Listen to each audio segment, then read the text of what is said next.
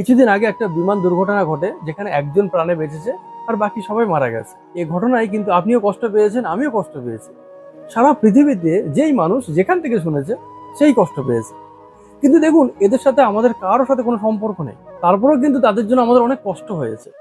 আমার একটা প্রশ্ন আছে, প্রত্যেকদিন এই পৃথিবীতে লাখ লাখ প্রাণী হত্যা হয়। গরু, ছাগল, হাঁস, মুরগি। একটা শুয়োরকে যখন মারা হয় তখন তার শরীরে একটা গরম রড ঢুকিয়ে দেওয়া হয়।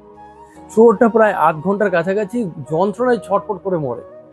একটা কচ্ছপকে মারতে গেলে তাকে প্রায় 8 ঘন্টা কুপিয়ে কুপিয়ে মারা হয়। একটা গরু, ছাগল, হাঁস, মুরগি যখন মারা হয় তখন কি যন্ত্রণা হয় না? তাদের তাদের কষ্ট হয় না? ওই তাদের প্রতি তো আমাদের এরকম ফিলিংস থাকে না। এখন আপনি বলবেন যে আমি মানুষের সাথে পশুর কম্পেয়ার করছি, তুলনা করছি। আমার তো মনে হয় আজকের দিনে দাঁড়িয়ে মানুষ অনেক ক্ষেত্রে পশুর থেকেও নিচে নেমে গেছে। বিয়ের আগেই একজন স্ত্রী ঠিক করে নিচ্ছে তার স্বামীকে কবে, কোথায়, কিভাবে মারবে।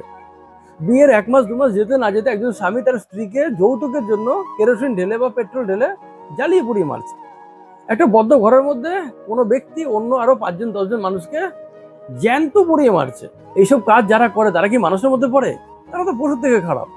একটা মানুষের যখন প্রাণ যায় তখন সে যতটা যন্ত্রণা ভোগ করে, যতটা সে কষ্ট পায়, ঠিক তেমনি একটা পশুরও প্রাণ যাওয়ার সময় সে ততটাই যন্ত্রণা ভোগ করে, ততটা কষ্ট পায়।